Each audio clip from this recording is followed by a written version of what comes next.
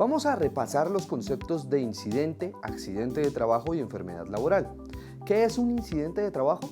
Un incidente de trabajo es un suceso que ocurre en el curso del trabajo o en relación con este, que tuvo el potencial de ser un accidente y en el que hubo personas involucradas sin que sufrieran lesiones o se presentaran daños a la propiedad o pérdida en los procesos. Un ejemplo de ello es cuando un colaborador sufre un golpe con un cajón de un archivador en mal estado. No le causa lesión, pero esto podía haber ocasionado un accidente de trabajo. Un incidente permite identificar y controlar las causas que lo generaron antes de que ocurra un accidente. Muy bien, ahora revisemos qué es un accidente de trabajo y cuáles son sus características. Un accidente de trabajo es todo suceso repentino que sobrevenga por causa o con ocasión del trabajo y que produzca en el colaborador una lesión orgánica y una perturbación funcional o psiquiátrica, invalidez o la muerte.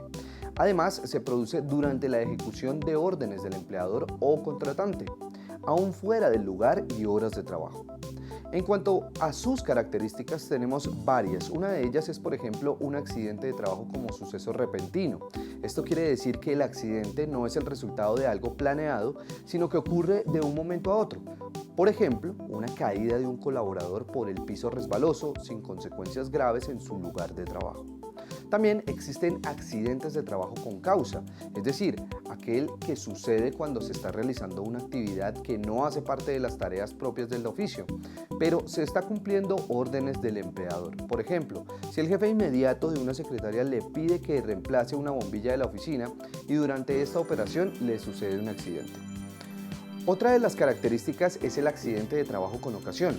Esto quiere decir que el accidente ocurre cuando el colaborador está haciendo algo que sí se relaciona directamente con las tareas y actividades propias de su oficio. Por ejemplo, la quemadura que sufre un soldador mientras está en el taller de la empresa. Tenemos también que pueden presentarse accidentes de trabajo con lesión orgánica. Quiere decir que como resultado se afecta a algún órgano o alguna parte del cuerpo. Por ejemplo, una amputación sufrida mientras se realizan trabajos con sierra eléctrica. Finalmente, existen otras dos características. Pueden presentarse accidentes de trabajo con perturbación funcional o psiquiátrica. Esto quiere decir que como resultado del accidente alguna parte funcional, psiquiátrica o actividad del cuerpo ya no funciona bien. Por ejemplo, un golpe en un ojo afecta tanto el órgano, es decir, el ojo, como su función, es decir, ver. Y finalmente, el accidente de trabajo con invalidez. Una persona se considera inválida cuando no es capaz de valerse por sí misma para las actividades de la vida cotidiana como comer, vestirse, bañarse y demás. Veamos entonces, ¿qué se considera un accidente grave?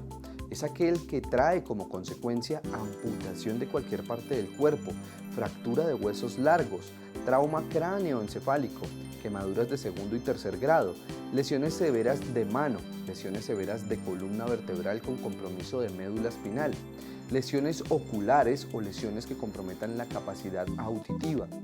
¿Y qué no constituye un accidente de trabajo?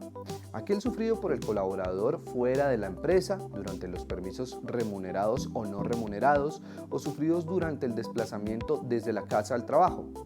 También los accidentes que ocurren en una actividad recreativa, deportiva o cultural organizada por compañeros de trabajo y no por el empleador. Los que son provocados intencionalmente o de manera dolosa por el colaborador y los que se producen en estado de alicoramiento. Y para terminar, revisemos, ¿qué es una enfermedad laboral? Es la contraída como resultado de la exposición a factores de riesgo inherentes a la actividad laboral o del medio en el que el colaborador se ha visto obligado a trabajar. Ahora te invito para que sigas con el estudio de esta unidad y realices el ejercicio que encontrarás a continuación.